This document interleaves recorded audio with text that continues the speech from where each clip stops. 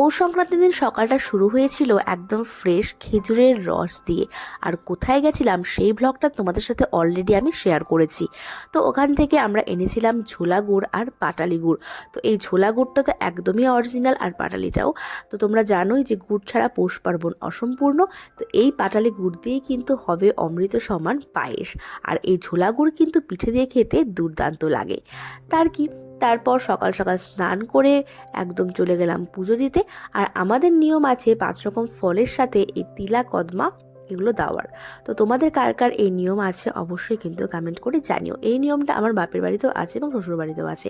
আর এই যে দেখো ফুলওয়ালা কাকু আমার জন্য কিন্তু ভালোবেসে গোলাপ ফুলও দিয়ে দিয়েছে। তো সকাল সকাল পুজো কমপ্লিট করে নিলাম, কারণ সন্ধ্যাবেলায় রয়েছে পিঠে বানানোর তোড়জোড়। প্রত্যেক বছর এই সময়টায় আমি মায়ের কাছেই থাকি, আর মা বিভিন্ন ধরনের পিঠে করে আমাকে খাওয়ায়। তো সেজন্য এই পৌষ সংক্রান্তির কিছুদিন আগে থেকে আমার ভীষণ ইচ্ছে করছিল পিঠে খাওয়ার। তো সেজন্য প্রথমবারের মতো চান্স নিয়ে নিয়েছিলাম চিতই পিঠে করার। তো এই যে দেখো সমস্ত কিছু একদম অ্যারেঞ্জ করে লেগে পড়েছি পিঠে বানাতে। কিন্তু প্রথমটা কিন্তু সেরকম পারফেক্ট হয়নি, কারণ এই ভেতরে একটু কাঁচা কাঁচা ছিল, আর নিচে আমি তেলটাও এত সামান্য দিয়েছিলাম যে উঠতেই চাইছিল না। তোমরা দেখলেই প্রথমেরটা একটু কাঁচা কাঁচা ছিল, কিন্তু সেকেন্ড টাইম যখন দিলাম এটা কিন্তু একদম পারফেক্ট হয়েছে। এরপর প্রত্যেকটাই কিন্তু ভালো হয়েছিল।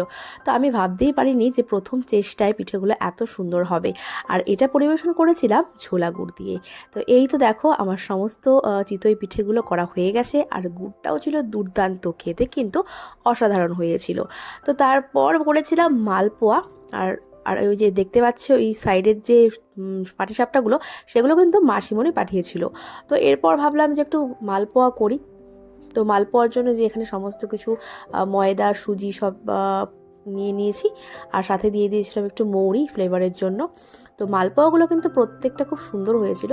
যদিও আমি পিঠে একদম নিজ দায়িত্ব নিয়ে সেরমভাবে আগে একবারই করেছিলাম। তো তারপর থেকে তো মায়ের কাছে থাকি, মাই করে, একটু মাকে সাহায্য করি ওই যা। কিন্তু নিজে সমস্তভাবে দায়িত্ব নিয়ে একেবারে পিঠে করায় কিন্তু এটা আমি সেকেন্ড টাইম করলাম। কিন্তু সত্যি পিঠেগুলো প্রত্যেকটা খুব ভালো হয়েছিল, আশা করি তোমরা দেখে বুঝতেই পারছো। আর খেতেও খুব সুস্বাদু হয়েছিল।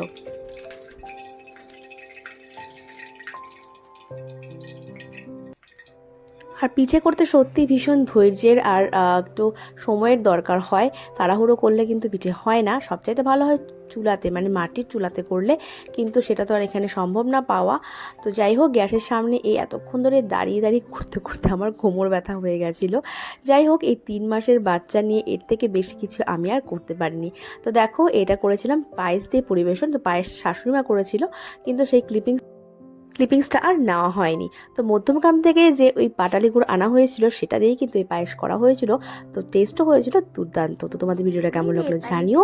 আর এই যে আমার পুচু ভাইকে একটু দেখে নাও, ও তো বেচারা কিছুই বোঝে না। আশা করি নেক্সট ইয়ার ও পিঠে খেতে বুঝতে পারবে। তো যাই হোক, এখানে নিচ্ছি বিদায়, দেখা হচ্ছে নেক্সট ভাগে। ততক্ষণের জন্য টাটা।